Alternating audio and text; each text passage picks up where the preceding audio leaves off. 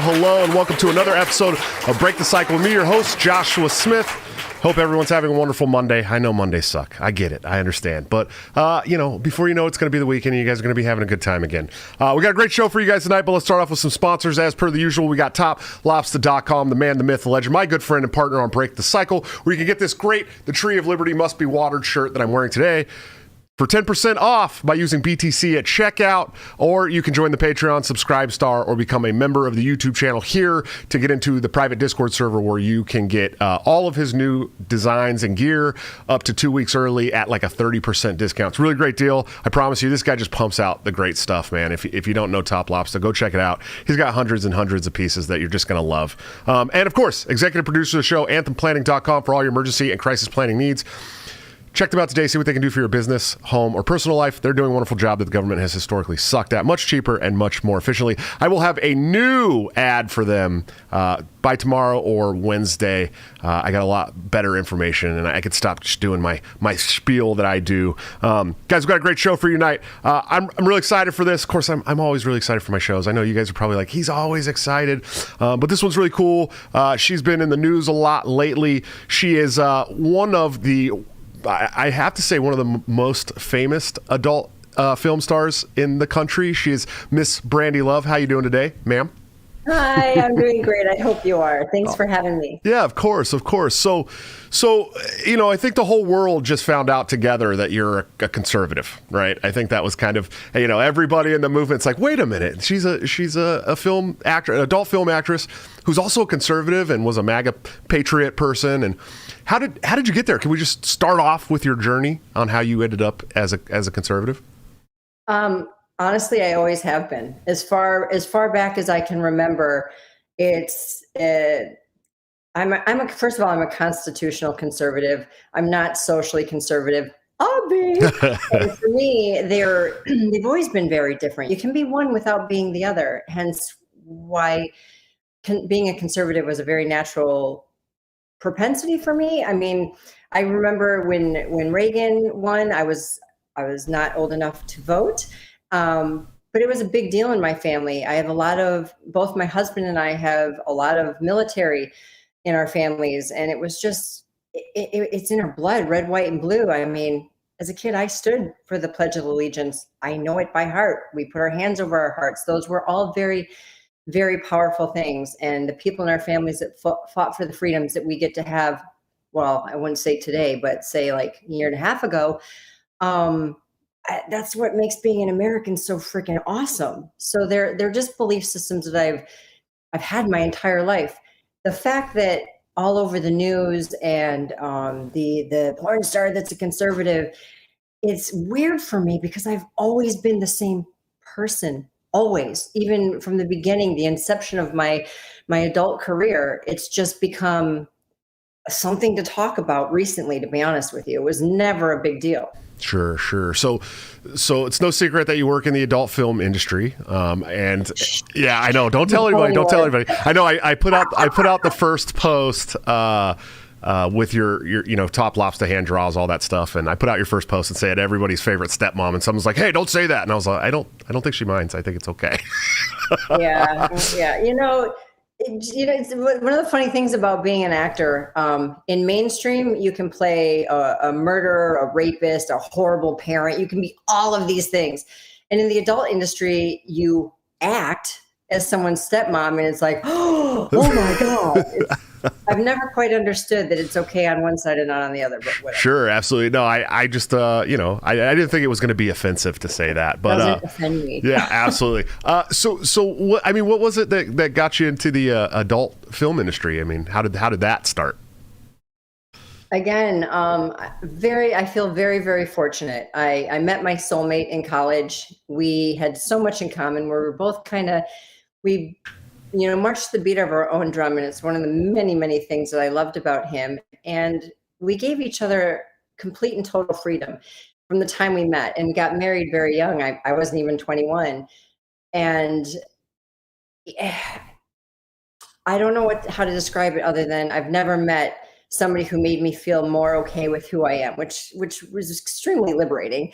And in doing so, aside from the incredible lust we had for one another, we were always just wide open. I mean, we never got caught, so it's okay to say we had sex in a park and in public, and we were always very, very wild. So when the opportunity, we had our own adventure within business. We both come from corporate America. He was the youngest VP of a biotech firm, and I worked for Harley Davidson and a couple of other corporations. It wasn't until we started our first company in the wine industry that somebody approached us and asked us, quite frankly, hey, you guys interested in, doing something in the adult industry? And we're like, what do you mean? We watch it all the time, but what do you mean a business? Like, I just thought there were porn fairies, like these amazing people that were super hot to watch, and we enjoyed it in our marriage. And when we started to put together a pro forma and a business plan, we looked at each other and were like, okay, that's what we want to do. This is totally us. We're going to do this. And when it came time to start the first website, I'm the one who went, I'll do it. And my husband was like, you gotta be kidding me. Like, you understand if we do this right, everyone's going to know. And I'm like, yeah, so like, this is totally what we would do anyway. We're just going to film it. And he's like, simmer down now. Like, let's sleep on it for an evening. I woke up the next morning. I was like, let's go. Let's do this. Still ready. I'm still ready. It just, for me, it seemed fun. It's entrepreneurial. We were in charge of our own lives, our own business, and it wasn't doing anything that we didn't do already. We just filmed it. And I know it sounds really funny even saying it now. It was like, oh my God, you're so naive. Because to me, sex literally was like, what's the big deal? Like, everyone does it. We've always, our sex life was only enhanced by watching it. And then reality kind of kicks in when the family finds out, or when you go on Howard Stern, or you start to see the other side of people who don't feel as sexually liberated as you. Sure. They come out in droves and start to attack you. So my skin's gotten pretty thick through the years, which thank God, because I needed it this past month. Do you say you've been on Howard Stern before?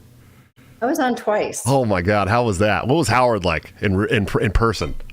I get the feeling that he's a lot different today from when I met him. And sure. I only say that because of what I've read and seen, not because I've been around him in the last 10 years. I met him back in 2004 do you remember E! Entertainment? Oh, yeah. He had him on. Yeah. I was like the last show to get to be a part of that, which was so freaking awesome. I can't even tell you what that did for my brand. But I was so nervous and obviously so scared. Who wouldn't be? And I went out there and had this conversation with him. And I remember we took a break, and I brought him a bottle of potato vodka because I'd read that he really likes that. So I went to give it to him, and he almost cowered from me, like not like he's afraid of me, but didn't really want me to be that close to him. And he was very kind, said thank you, and then he left. And I was like, huh, what just happened? And they're like, Howard is as shy as you've read. Right. And I read that, but I guess I didn't believe it. There's Howard Stern when the on-air button goes, and he is such a personality. It's unbelievable to watch. His skills are just and then as soon as the TV goes off or the mic goes off, he's incredibly shy. So I didn't take it personally, but I found him to be an exceptional human being when I met him, shyness and all. Yeah, it's so strange to me because I've heard this shy thing too, and it's real. It's real. Oh yeah, and I grew up watching Howard. You know what I mean? Even when I was younger, I'm almost 40 now, but I mean, in my teens and stuff, I always watched Howard, and I loved Howard. But it's just so weird to see him the way he performs on his show and to listen to him and then think about him being a shy person, you know? I mean, that just goes to show you somebody's capacity for a skill set. Like you can be horribly shy, but then when the lights come on, and I know people in my industry who their on-screen persona is a little different than what they're like in person. It's not that uncommon. I don't have that. I'm the same person all the time. Sure. I like to think that I am too. I probably talk a little louder than normal when I'm on my show, just because I want to project. But I feel like I'm the same too. So let's talk about this turning point thing. This is you made tons of headlines for this, and so you bought a VIP ticket to go to the Turning Point USA convention, right? And what happened when you showed up there? Nothing initially. We bought 2 adult VIP tickets. We were going with a friend of ours. It was an adult VIP ticket that came with cocktail hour parties. There was an open bar in the section that we were sitting in during the speakers. So to me, it just was an awesome opportunity to get out of the house, to be around other like-minded individuals. So I thought the lineup of speakers was to die for. I mean, these are people that I've been listening to on the radio and TV for years. And our friend is like, hey, look at this lineup. Let's go. Of course we're going to go. It looked like an awesome conference. I've never been to a political rally or conference ever. So this was a really cool opportunity. We got there, we settled into the hotel, went and picked up our lanyards. Of course, mine said Brandi Love. It's the only way people know me. No different than Brad Pitt or Angelina Jolie putting their stage name on their public lanyard. And nothing at all happened. We carried on and went into the conference hall or exhibit hall, had a great conversation with the NRA folks and a few other booths, went back to the hotel, freshened up for the first speaker, who was going to be Charlie Kirk, followed by Kat Timpf, followed by Dan Bongino, and made our way over there. Nothing happened. It was a great first speech by Charlie, talking about how cancel culture is horrible and how as conservatives we have to stick together, and this is an awesome opportunity to get the word out to college campuses, which we know are indoctrination camps, and I mean everything that I pretty much believe. And then Kat Timpf and then Dan come on, and then we went back to the hotel, had a drink with our friend, went back to our room. And to get back to what we do for a living is I jump on Twitter and I look at my phone. I'm like, what do you mean breaking news? Brandi Love gets kicked out of TPUSA. I show my husband. He looks at that. He laughs. He's like, no, we were there for 3 hours. And I go and log into my email. And sure enough, the first email that pops up is basically them revoking my lanyard and telling me that I'm not welcome back, but, try again next year, is basically the email, which I posted online so people could see the truth of exactly what was sent to me. And that began that began the insanity, to be honest with you. Sure. Who started it? Do you know who it was who made the call that was like, you got to go? Unfortunately, you know how that goes. Everybody's pointing a finger at somebody else. All I can tell you is that they had my phone number because I was getting updates. This speaker's now going on. Da, da, da, da, da. But they had my phone number. Sure. I bought my ticket 2 months prior to the thing. So you have to ask yourself, why would you kick her out now? Why wouldn't you? Are you not screening who's coming? You guys had 2 months. And then the fact that they did it in such a, I don't know if I'm allowed to say the word, but PUSSY. You way. Absolutely can. Yeah. My channel's not for children. Total pussies, in my opinion. Like, had they come up to me face to face and said, Brandi, we hate to do this, but there's a ruckus. Like, this is not boding well for what we're trying to do here. I'm a reasonable person. I was there in support of them, not to take away from them. So I would have made the right call and said, if it's really causing that much of an issue, I'll back off. I just went there as a civilian that believes a lot of the same things that these people believe. And the audacity of just chucking an email at me with no explanation, They claim that they called me. It's a lie. Trust me. I'm happy to show you my phone records. It ain't there.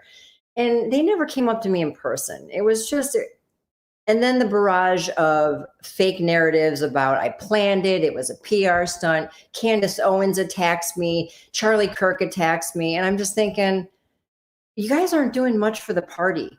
If people don't fit your idea of Christian or your idea of conservative, you don't want them.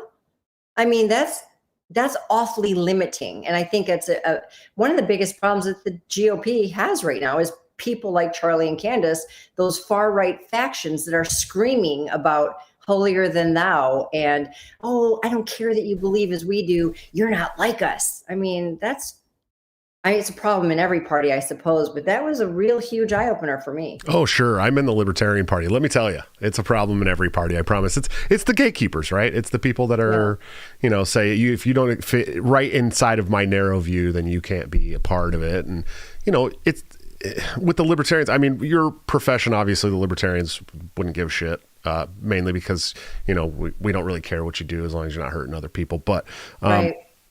There's probably some people even in the Libertarian Party who would have been like, well, I don't know. There would be. Yeah, I'm sure. We got a few super chats. I just want to say thanks to Anthony A. $5 super chat. He said, first time tuning in live, ask Brandi if she would read Anatomy of the State. Have you ever read Have you ever read any Rothbard before, Murray Rothbard? I have not. You read any political philosophy?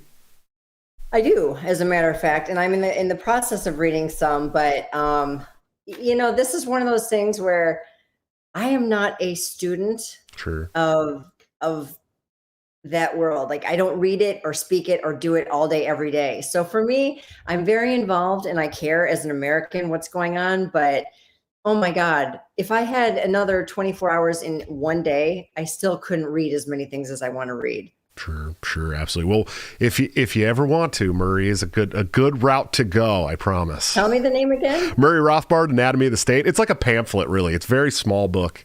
But I want to say it's, let me see. I think I got it up here. It's small. It's really small. It's basically a pamphlet. It breaks down anarcho-capitalist philosophy very, very well.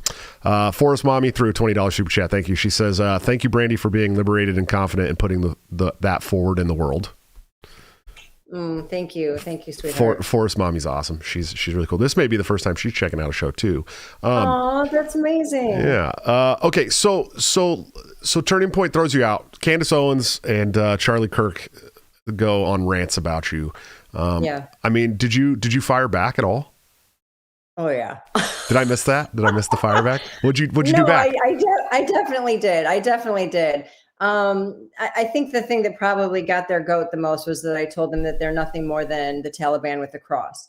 And I stand by those words because the reality is what they're preaching and how they're treating people is they're being the morality police. And nowhere in the Constitution of the United States that exists, they can think it does, is that part of it.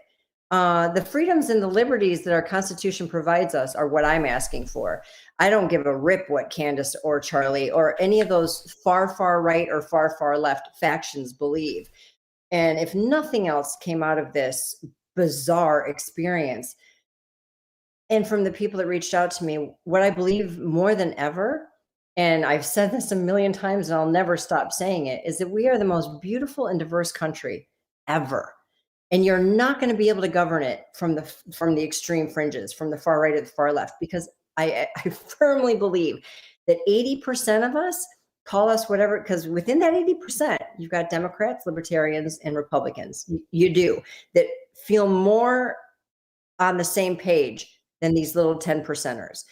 And as soon as we can get our crap together and start governing this country from the majority, I think we're going to be far better off. The problem is that these little 10%ers are the loudest and the most obnoxious. Sure. Have you ever heard the term national divorce before? Oh. That's what we want. We just want to divorce. We can't live with some of these people anymore. We don't think, especially I think after the COVID nightmare, it's been such a nightmare that it's like, there's people in this country we just simply cannot live with anymore. I don't think. What do you think?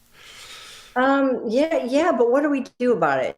Again, because we are such a diverse country, there are always going to be individual groups that believe a little bit differently, and they find each other, and that's great. They have each other to communicate with. But the issue is, especially right now, and I don't know if we agree or not, but more so than ever in history, there's this push for tribalism, and it's extremely dangerous, in my opinion. You no longer have neighbors talking to neighbors. You don't have friends talking to friends. Family members are now splintered because of political talks or religious talks, like all things that we used to sit around the Thanksgiving table and discuss. And I have my own opinions as to the why, but I think it's horribly sad that, and I stick with this, we the people, it's about us. All of this is about us. The government works for us, not the other way around. And all I'm seeing recently is this unbelievable division amongst people that normally like each other. Yeah, I call it it's, politics today is basically just turned into this chest beating tribalistic team sport era. And ultimately, who wins? Because it's not me and you. Yeah. Well, none of us. I mean, none of us really. I think the people that win are like Boeing and Raytheon and like some of the big military industrial complex contractors. Those are the real winners in all this, I think. And big pharma and, a lot of these big companies that lobby the government to, smash us and our businesses and our families. And that's why I can't participate with the two old parties, as we like to call them. And that's one of the reasons that I got driven to the Libertarian Party. I worked on Ron Paul's campaign in 2008, and I watched the way they treated somebody who wanted liberty. And if you remember the Ron Paul campaigns. I do. Yeah, I mean, they were arresting Ron Paul delegates in Louisiana. They wouldn't let them into the building. They were blocking them out of the car parks. I mean, once I saw that, I was like, there's just no way I could be a part of that party. And that is the problem, is the two-party system has clearly become two corrupt parties. They're totally disintegrated. Again, just in my opinion, not being of the political background. I am, but I'm not. I just don't. It's got to stop. It's very clear. To me, it's very clear that the two-party system has failed, and that the corruption has gone so deep that I don't know that there's any coming back from it. Yeah, I agree. That's why, if I'm going to participate, it's going to be in a party that at least exudes my values, Throm Burgundy, thanks for the $5 super chat. He says, at what point and to what extent are we justified in combating a tyrannical government? That's a good question. What do you think? It's in the Constitution. It is. That's why we have the right to bear arms. Yeah, I had Stephen Daniels on the other day, who's a super based constitutional guy, and he wrote a really good book on the Second Amendment, and we kind of delved into that a little bit. But it's, it has come to this point where they're crushing our businesses. They're crushing all of our liberties. I mean, it's like, what liberties do you have left when they lock you in the house and take away your livelihood? And well, that's very true. And as for Americans, we have to feel very fortunate. Look what's happening in Australia. Oh God! Look what happens when they take away all your firearms. What are you left with? Well, they don't have the Constitution. We do, and now more than ever, when I read it, I think, my God, these guys were pretty damn smart, weren't they? Yeah. It's funny because when we were talking about the Constitution, I think this was last Wednesday. There was the Federalists and the Anti-Federalists when they were penning the Constitution. They were separated on tons of issues, and they were still able to make this document. And I don't know how much I believe in the Constitution at this point. I think I take a very Lysander Spooner approach. He had a great quote that was like, whether the Constitution be one thing or another, it's certainly either authorized the government we have or been powerless to stop it. It's hard because I would love to see a country that can get back to the Bill of Rights. If we could get back to the Bill of Rights, I'd be very, very happy, But at the same time, it's like every day we get further and further away, whether it be through war or tyrannical lockdowns or regulations on businesses, or it's just all this stuff just keeps expanding. And it's really a mess. It's bizarre to me that we've allowed it to go this far. Yeah, I think that at this point, I can't say like violently pushing back on the government, but definitely we have to all stand together at some kind of unified front and tell government officials we're not going to take it anymore. Did you see this guy running for governor in Pennsylvania? No, what did he do? He gave a speech today. I can't remember the gentleman's name, but he said, I'm going to bring 20 guys with me to the school board. We're going to walk in, and if they won't quit, we're going to remove them. I was like, oh, people are getting pissed. People are getting really, really mad. Yeah,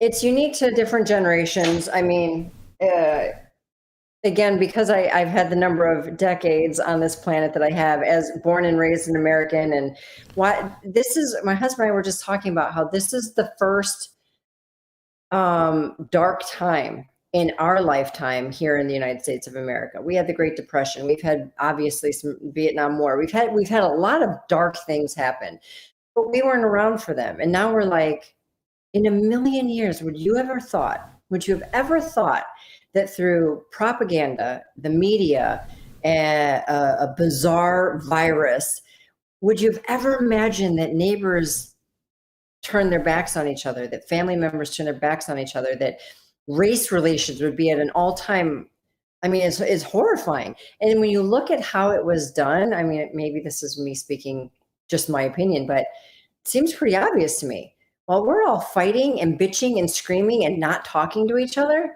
the government's been doing whatever they want. And it sure as hell isn't what's good for the people. No, absolutely not. They slowly slipped the pinky in while we weren't looking, for sure. There's no doubt about it. That's what they're doing. We're not paying attention. They're throwing their pinkies all the way in. Top Lobster threw a $5 super chat. He said conservatism is progressivism driving the speed limit. Sort of. That's do you ever listen to Michael Malice? I don't. Look at all these names you're giving me. My God. You're gonna like Michael Malice. You should be listening to Michael Malice's show. You don't have to read it. He does have some books out too, but he has a show like mine, but probably funnier and more smart. But he's really, really great. He's a really good really good to listen to. Him and Dave Smith, man. If you're not listening to him, and Tom Woods, those are the three. Do you know Tom? Tom Woods? Yeah, you know the Tom Woods show, right? Never heard of it? He lives in Florida. So let's see. Eric Dillard threw a $10 super chat. Thanks, man. He said, Brandi, come to the Libertarian Party and run for president. I'll be your campaign manager and have experience working both John McAfee's campaigns. You going to run for president, Brandi? No. Let me tell you something. This last, I don't know, it's been about 6 weeks now since I really had to dive into the political pool. I've always been interested. I've never been a part of. This is Shannon Burke came up with the funny one. I was on his show a little bit ago, and I may be on again. He's fantastic, but he called me the accidental activist. And that's very real. I've always just been me. I had no idea that I was going to be thrown into this other position. I'm very, very passionate about this country. I am 100% a patriot. I love our military. I believe in law enforcement, and I 100% believe in the Constitution of the United States for the very reason that all of us, when we're following it, have the freedoms and liberties that it's provided for. And it's been amazing. The problem, of course, is corruption. And the more people I meet in politics, the more I'm thankful I'm in porn. And what I mean by that is there are a tremendous amount of douchebags in politics. And you can have the best heart and go America and love thy neighbor and do unto others and all of these wonderful things that our country's always been about. And you'll run into somebody who's corrupt and is seeking power and will do anything to take it. They'll nod their head and shake your hand and say nicey nice to you and tell you they're going to do something and turn around and don't do it. I've done interviews for the past 2 years. I've had some interesting opportunities to have conversations going back to digital ID. I'm in the adult industry, and yes, I'm for digital ID. I had a whole debate on why it would benefit the adult industry because it would protect children and it protects online bullying, people from online bullying and all sorts of cool stuff. I did that debate with the promise that we'd be able to take it to the next level and get in front of Congress people and senators and be able to discuss bills. Guess what happened after the interview? What? Nothing. Yeah, shocking. That's my point. And that was my first step into it. And I went, I'm so dumb sometimes. Like I can admit it. I do believe people. Like I believe people until proven otherwise. I believe you. And sometimes that leads you down a path of heartache because people will disappoint you. I'll never stop believing in people. However, the older I get, the more I'm like, why doesn't anybody do what they say? Sure. Yeah. So yeah, no, I have way more fun and have a better lifestyle in the adult industry than I ever could in politics. Let's just say that. Sure, totally understandable. So I've had people that are comedians. I've had actors. I had Mark Pellegrino, who was in Lost and The Big Lebowski, and what he was on Supernatural on the show. And an interesting question for people who are, either conservative or with Mark, he was like an objectivist, very libertarian-ish, and then some libertarian and conservative comedians. I always want to know how is having those views in those industries, but is it something that ever comes up in the porn industry? I wish it didn't. I'll be so honest with you. I wish that was an industry where it didn't matter. And up until about 5 years ago, it didn't. Nobody talked about your political bend or who you voted for. Nobody cared. We met, we shook hands, and we got to have a whole lot of fun and pleasure, and we walked away. It literally became a thing just within the last handful of years, and unfortunately, very sad. It affected me deeply when my own industry tried to cancel me because of my belief system. That one, just like TPUSA, made me go, "What? I've been in the industry 16 years. I love you guys. I mean, you're the industry that I care about." And it wasn't all of them, of course, just a very violent and vocal group of people who thought it would be cool to try and get me incapacitated in the ability to work. They wanted to take away my financial freedom. And that I would have told you would have never happened in the adult industry because we're a small, pretty close-knit group of people. We take care of each other. And recent events would say that that's not true. And I honestly don't know why or when it happened, but I really wish we could stuff that, genie back into the bottle because it was really unfortunate.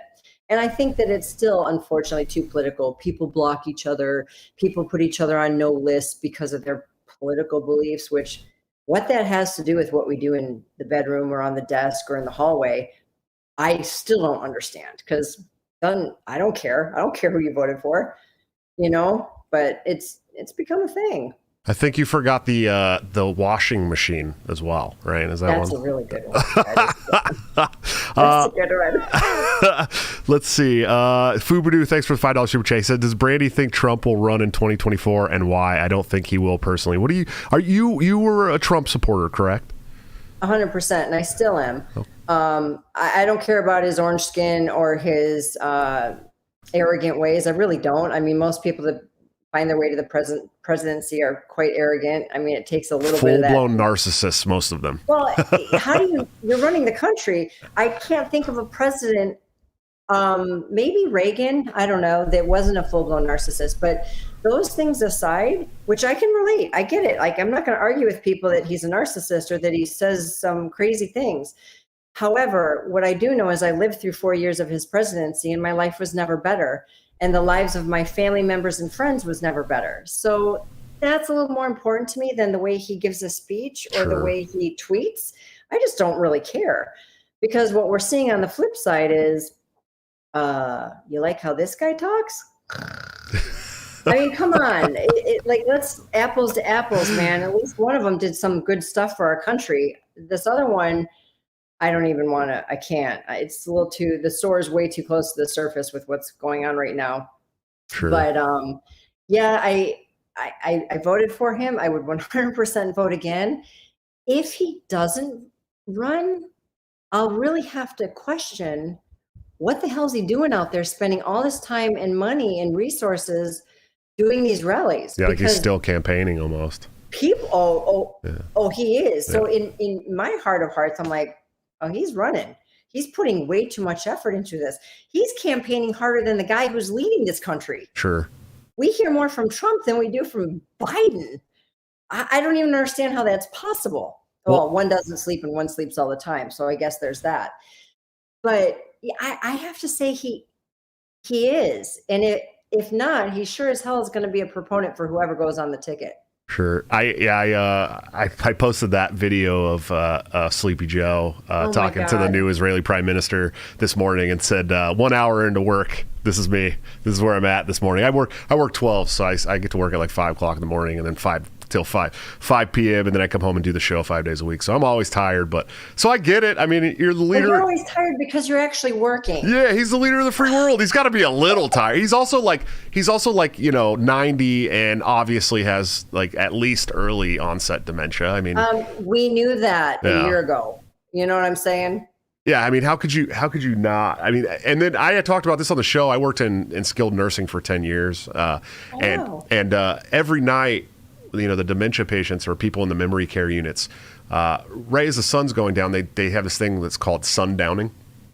And yeah, I've heard about this. Yeah, they want to get up and walk around, and so to kind of keep their minds off doing that, they bring them ice cream every night right at sundown and have them sit down in their rooms and start eating ice cream because it reminds them to eat the ice cream, and then they'll watch the TV and then they'll get tired and go to sleep. So these images for you hit really close to I'm home. watching them feed this guy ice cream at sunset every night, and I'm going, wait a minute. These people are literally, he's sundowning, he's got dementia, they're feeding him ice cream to keep his mind off the fact that he's got dementia and he wants to walk around all night. And then he makes the comments, I just want to go home to Delaware. It's like, that's what people who have dementia say. They want to go home. They always want to go home. If they're in a memory care unit or something like that, they just always want to go home. I want to go home. I want to go home. Even if they don't have a home, they want to go home. And it's really, really bad that we're watching this. It's elder abuse at this point, in my opinion. I agree with you. How do you and your party deal with the fact that this person is currently running our country? Like, what do you guys talk about? We haven't done much. I don't know if you're familiar with the Libertarian Party, but we were conceived in 1971. In Colorado. Yeah, and actually this past weekend is the 50-year anniversary. They just did it in Colorado, which is really cool. But we don't have we have no federal elections to our name whatsoever in 50 years. We just finally started getting state legislators elected for the first time since the 70s, which is cool. It means the country's kind of going, okay, well, maybe there's some other options. And we also started a thing called the Frontier Project, where we used to play this asymmetrical warfare game and try to run candidates all over the country. And it, for a party that only has about $1.7 million a year nationally, we really don't have the resources. And so they started this Frontier Project and focused their efforts in Wyoming. They targeted some races and won some state house races, and now they've already got some bills passed there. The Republicans and Democrats there know they have to work with the Libertarians to get things passed, which is the good thing about third parties. We're never going to take over the whole government. Or we may, but it won't. Not in my lifetime. But if we could get people into positions where the Republicans and the Democrats go, okay, we have to play ball with the Libertarians, then it starts working, But we haven't done much, and there's not much we can do. And a lot of us sit around and fight and argue about philosophy. To be honest with you. Well, they're two important things. However, I have an interesting question for you. Because the Libertarian Party is fairly new to me, not in that its existence. I'm very aware of them, but I didn't ever spend as much time as I did in the last 48 hours looking at your actual belief system, or let's say a general belief system of the Libertarians versus conservative versus Democrat, if you will. What would you say was when I say your guys's, I sound like I'm like Italian from the Bronx or something, your guys's issue with Trump? If you took away the way he speaks and the color of his skin, literally, I'm not joking. What were the political, the policy, the philosophical issues that the Libertarian Party had with him? I think there's a lot, and some people are more heavily geared towards some policies and some others. I think the immigration thing was a big deal for a lot of people. The hard stop on immigration. Libertarians are kind of split on the issue of immigration. So half of the Libertarians were like, okay, well, that's not Ellis Island style immigration, which is what they think we should have. And then the other half was like, oh, well, we want full open borders. And so it's, that was a big deal for them. I think me personally, I appreciated that Trump triggered the left. It really made me very happy. I know that that's super petty of me, but when he won in 2016, I lived in Portland, Oregon, basically, like right across the river from Portland, Oregon. Okay. And I always tell on the show, it's like it happened late at night for us, like the 10 or 11, and it's like you could open the window and hear the collective screeching of Antifa all through Portland City. And so that was kind of cool. But I thought, well, okay, now we have this president who shows these anti-war sentiments. The Libertarian Party is very anti-war, and I'm very anti-war. As a veteran who fought in Operation Iraqi Freedom, when I came home, I was very jaded. That's why I found Ron Paul. Ron Paul was very anti-war. He was speaking to my beliefs, and so I thought, well, at least if nothing else, maybe he'll pull us out of Afghanistan. Maybe he'll pull us out of Iraq. Maybe he'll end, the Syria stuff, the Yemen stuff, all these terrible things that are happening in the Middle East and have been happening at our hands for decades. And he didn't. You know what I mean? He didn't start any new wars. That was one feather in his cap for me. Every president, I would think so. Every president in my lifetime has started another war, or more than one war usually. But I was really like holding on to the fact, like, okay, he's going to end these wars. This is going to be good, and he didn't.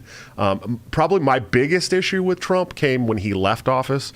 He had the opportunity to give the middle finger to the establishment and the media by pardoning at least Julian Assange, who is a truthful journalist who put out truthful things. And for a man who spent 4 years calling the media the enemy of the people, he really had the opportunity to show like that he meant that. And I feel like he kind of took a coward's exit there. Policy, he didn't roll back the drug war like some people probably thought he would. They thought they'd deschedule marijuana federally. That didn't happen. Of course, libertarians believe that. I think I lost my camera. So any freedom stuff, I think there was some good stuff that Trump did. If you're going to make a regulation, you got to roll back 3 more. That was a really cool thing that he did. The not starting any new wars, but it's a collective thing. I'm still here. I'll fix my camera when I bring you back up. But what were some of your favorite things about Donald Trump? Well, like I had mentioned prior, God, it's hard for me because it's funny. Some of the things that people didn't like about him, I personally love. And I'd say that because the media gave him so much shit, and his children's shit, and his wife's shit. And I'm thinking any man would have probably hauled off and punched these people in the face for their unbelievable aggressive nature towards, in my opinion, innocence. But I know once you're in politics, everybody's fair game. So I thought he actually managed great restraint in that he simply gave a few people some funny names. And for me, it was great because I'm thinking, wow, he handled that better than me. I don't have the personality for politics because I'd haul off and say things that would be even more offensive than what he did. So maybe that's why I personally didn't mind his speech patterns, because I'm like, well, at least the guy's being honest. Sure. He says what he means and he means what he says. But most importantly were the policies that he set in motion. He had more Americans back to work. The labor numbers were out of control. The whole race issue, which they blame on Trump for being the divide. He had everybody back to work, women, regardless of color, ethnicity, gender, every household that I knew, and so many that prior to Trump weren't working were now all of a sudden working. We brought jobs back to the United States. Everything seemed to be under control. There wasn't fear. The list, if I had time, I have a list of things that I've rattled off and tried to memorize, but I don't have that good of a memory of things that he actually did. I mean, the number of things he did in the first, 6 months of office was more than Obama did in 8 years. I mean, that's not me saying neener. That's a fact. If you look it up, you're going to see that I'm not making things up. And I just, I don't know. Our country was actually never better. The division that was created was, in my opinion, it was the media. If he had had anybody on his side that wasn't pushing division and this Trump deranged syndrome, if people would have actually looked at the facts and what was being done for this country as a whole, I don't think that would have been a real thing. I mean, I remember when Obama got elected, I personally didn't vote for him, but he won. I mean, that's how I felt about it. I'm like, okay, there's our president. I didn't go out and call him names. He's not my president. I didn't do any of that. Neither did any of my friends who didn't vote for him. It was just what you did. Okay, the American people spoke. That's our president. I wish him nothing but well. I live here. He's my president. Let's do something good for this country. So it was pretty bizarre when just like that, it turned on Trump and everybody freaked out. And women and not just women. I guess some men were probably crying, but these lots people of men. Okay, fair enough. So you got all these people that Trump wins and now we're crying and people are screaming, he's not my president. How does that happen? It's a concerted effort and it's not just people deciding to do that, in my opinion. It was very much a push to create the division. Sure. And that's really unfortunate. And I still feel like it's unfortunate. Well, and I think, in my opinion, and somebody said this in the chat too. Let's see. Where was it at? Which one of you guys said it? Oh, yeah. Fubu threw a $5 super chat. He said the best thing Trump did was wake up large amounts of people to the evil of the corporate press. And I agree. That, for me, was my favorite thing about Trump is he basically red-pilled probably millions of people on the corporate news media being the enemy of the people. And I think a lot of people did see that, regardless of what your designation is on your voter registration card. I think a lot of us started going, holy shit. This is some insane, their power push and their ability to be on it's like some 1984 stuff going on. It's always on our screen. They're always telling us this. The headlines are always this. And unfortunately for some people, they're not quite, I'm sure I'll get in trouble for this word, but it's like they're not strong enough to find the truth for themselves. It's easier to just believe what they read. It's just easier to believe what they see. Instead of taking in all the information and going, critical thought here. What actually makes sense and what could really be going on now? That's kind of been removed. True. And we're left with seeing that, okay, well, whatever the media says is gospel. And that, quite frankly, you're right. Trump told everyone, yeah, that's not the way to go because these people they're as corrupt as the government. Yeah. Well, and so I guess my big question for anybody who's watching and you too is if the president in the White House spent 4 years showing how corrupt the corporate news media was and how corrupt the establishment was and what lengths they would go to push their agenda in both those areas. After he left office, what kind of things would you do to get people back in line?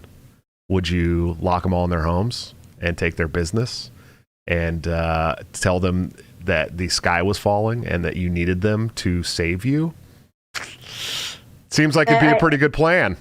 It's a pretty good plan. And it's funny. It's not funny at all, but I literally, I bring it up again because I watched it 2 nights ago. I watched 1984, George Orwell's 1984. And it was a disturbing book to read back in high school. It's even more disturbing to watch the movie today. Sure. So, I mean, regardless of your, I hate to say it, but regardless of your political bend, as Americans, we should watch this movie, read the book. It's more important than ever to see what media can create in your world that's not real. Sure. It's not real. Well, the sad part, though, is that there are a large number of people in this country now who are actually cheering on that movie, essentially. They want that. That's what they want. They want their media That's not America. No. That is not how this country was founded. And I think you have far too many Americans who are going to stand up and call bullshit. And it's going to be like a Braveheart moment. It's just not this country. No, I don't see it happening. If you want socialism, go to Canada. There's a lot of countries out there that will provide you with that mentality if that's what you want. And that is not a slight to Canada. It's just different. They've always been this way. The United States of America has always been this way. And I don't think, maybe I just know far too many people in the military, but we're not going to give this country up. We're not going to hand it over to socialism. Sure. I don't buy it. I'll trade 1 for 1. Every libertarian in Cuba for a socialist here. You know what I mean? 1 for 1. 1 for 1 all the way across. I think I could get behind that. We can agree on that one. Well, I was talking to somebody the other day, and they were talking about immigration. They're like, "You think these people are coming over here and voting Republican?" No, they're coming over here and voting, for more socialism. I said that may be true for some countries, but not Cubans, and that's why Florida is so cool to live in right now. Because the people who immigrated to Florida came from places like Cuba that were just absolutely done with socialistic bullshit, and so that's why Florida is the way it is now. And so I would take one Cuban libertarian for every college age socialist kid that wanted to go over there. Right. You know what I mean? Like, right. We'll just trade them straight across. In the sense that the people from Cuba and countries like that came here. Why? Because we're not like them. Right. And that's why I'm with you. And that you look at somebody who hasn't lived enough of a life to understand what they're wishing for. And it's like, I have friends down here that are legal immigrants who came from countries that were stealing all of their freedoms, and they're devastated to see that people so fortunate enough to be born in the United States of America are wishing for the very thing that they fled. And as a friend of theirs, it's devastating to see the look in their eyes, because you and I are fortunate enough to not know that life. We were born Americans. Well, I'm from California, so I kind of do. Oh, okay, yes. Born and raised in the People's Republic of California, unfortunately. God. Yeah, but you got out, so it's okay. Yeah, absolutely. Let's address some more of these super chats. We're getting close to the end of the public stream, anyways.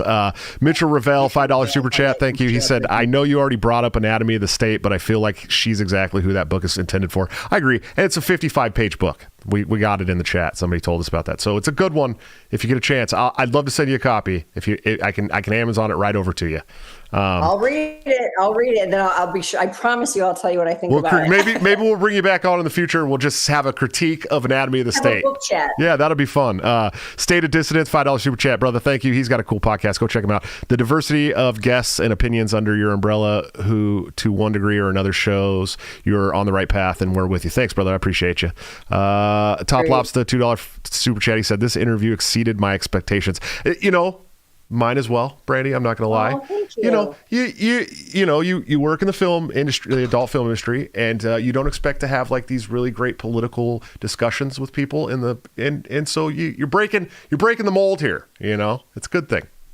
It's been a funny thing being who I am. Is it's become something that I smile about. It's fun to be underestimated. Sure, absolutely. I agree with you. Everyone just thinks I'm a big dumb animal, and technically I am. But I bring on smart people to speak for me, and that's everyone thinks I'm smart that way. But that in of itself makes you very smart. Thank you. Let's see. Mitchell Reville, $2 super chat. He said the bump stock ban was bad. I agree. I feel like Trump did not protect our Second Amendment more than other presidents in my lifetime, and that was another issue I had with him. Rich Clark, $2 super chat. Free Ross. Yes, Ross Ulbricht is a political prisoner, if you're not familiar. All he did was start a damn internet commerce site. Fubudu, another $5 super chat. Oh, that was the one. The best thing Trump did was wake up large amounts of people. Cool. Okay, so we're at the end of these chats. So we will do a members only stream if that's okay with you.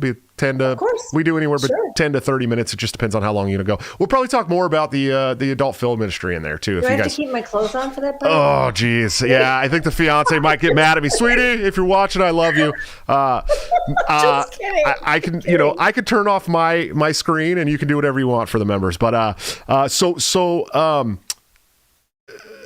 what do you got coming up next? Where can people find you? How can they support you, watch you, all that great stuff?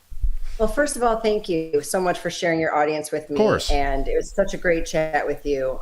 It's just proof that people with different opinions can absolutely 100% get along and have wonderful conversation. I spend most of my time, I would say 90% of my time is on onlybrandi.com. OnlyFans switched their opinion on kicking us off of their platform, thank God. So I am still there. And meetbrandi.com. Onlybrandi.com and meetbrandi.com are the two websites that I spend literally most of my life on, because it's so much more than mostly sex, but conversations, shooting custom, sexting, chatting. We actually do talk about the things you're not supposed to talk about. I have a very, very cool rapport with my fans. So, and if not there, you guys can always find me on Twitter to find my schedule, what I'm doing, where I'm doing it. All of my live shows are on camsoda.com. So between those 3 or 4, I can't count, between those 4, that's where I'm at. Sure, absolutely. Well, we'll go into the members only. We'll talk about, all the people you like to work with and don't like to work with and all that good stuff. all the fun things to talk about. But Brandi, I really, really appreciate you coming on. If you could just hold on for like 2 minutes while I close out the stream and we can get the members only stream. Thank you again. I really appreciate it. Thank you. All right, guys, another awesome episode of Break the Cycle. Brandi's cool as shit. If you're into that kind of thing, go follow her, go check her out. If you want to come into the members only stream and hear her talk about, other things besides politics, we won't just strictly stay to politics in there. You could become a member of this channel under any of the videos. There's a join link. It's $6 a month. You get all the custom emojis that you see in the chat. Plus you get the really cool custom badges, and they change color every month that you're a member. So you can, show people how long you've been supporting Break the Cycle. And of course you get into the members only streams. I think there's like 40 or 40 of them now. I don't know. This is episode 91. Yeah, episode 91. So there's a lot of members only content. If you don't want to join the YouTube, you hate Google, you can join the Patreon or the Subscribe Star. Both of those are /Break the Cycle JS. You get that content uploaded the next day or sometimes after the weekend. If it's a Friday show, I get a little sidetracked. I got 7 kids, sue me. But I do get all that content up for everybody eventually. And there you get some other swag. If you become a member of the channel here, make sure to message me on Twitter so I can get you into the private Discord server where we now do members meetups every couple of weeks.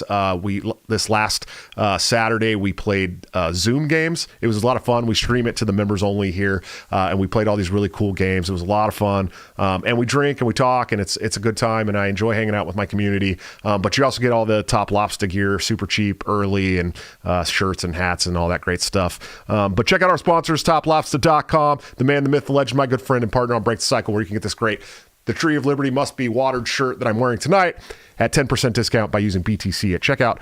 Also check out our executive producer, anthemplanning.com, for all your emergency and crisis planning needs. Check them out today. See what they can do for your business, home, or personal life. They're doing a wonderful job that the government has historically sucked at. Much cheaper and much more efficiently. Guys, coming up on the show this week, I'm stoked. It's just a great week of shows in general. Tomorrow, my good friend Natalie Denelishin will be on the show from Mises. She's amazing. If you do not follow her, definitely go check her out. She rules. Sorry, I'm getting a dry throat down here. We need a humidifier in the basement, man. It's getting rough. On Wednesday, my good friend Dave Casey from Dave vs. Goliath will return to the show for the 3rd time. If you missed him on Conspiracy Couch with Ryan Dawson and Dan Smots, you have a chance to see just him. He's really cool, hilarious, and he's got a great show. Thursday, our good friend BBW's Quincy will be on. It's going to be a lot of fun. That man says that he will not hold back on my show, and he's going to say whatever comes to his mind. I'm sure there's going to be a lot of talk about ass eating because that's what he likes to do. And then Friday, the ultimate showdown. Scott Horton and Michael Bolden join me.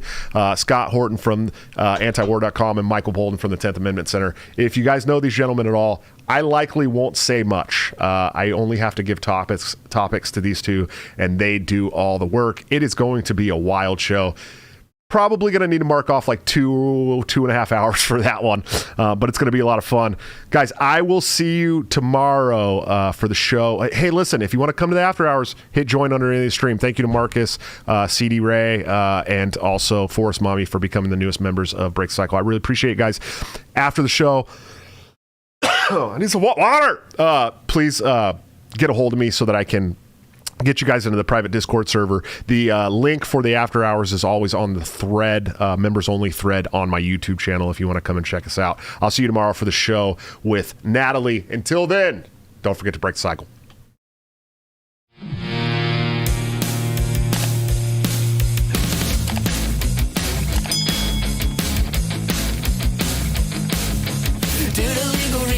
Have to explain the lyrics of my last song may seem to contain a violent call to action in the verse and refrain, but I just landed in Minecraft. The helicopter part was in reference to GTA 5 and the things you do. So any violence you commit, I am not confused because I just landed in Minecraft. Well, Chipper is my friend and he's constantly cold. Accusations of incitement getting totally old. Make your own choices, yeah, you have control because I just landed in Minecraft. Obviously I would never advocate force unless there's due process and a trial, of course. And if you're convicted, we will make you a corpse in Minecraft, just in Minecraft. Nothing I mean, you know it. No product theaters cause they're closed to COVID.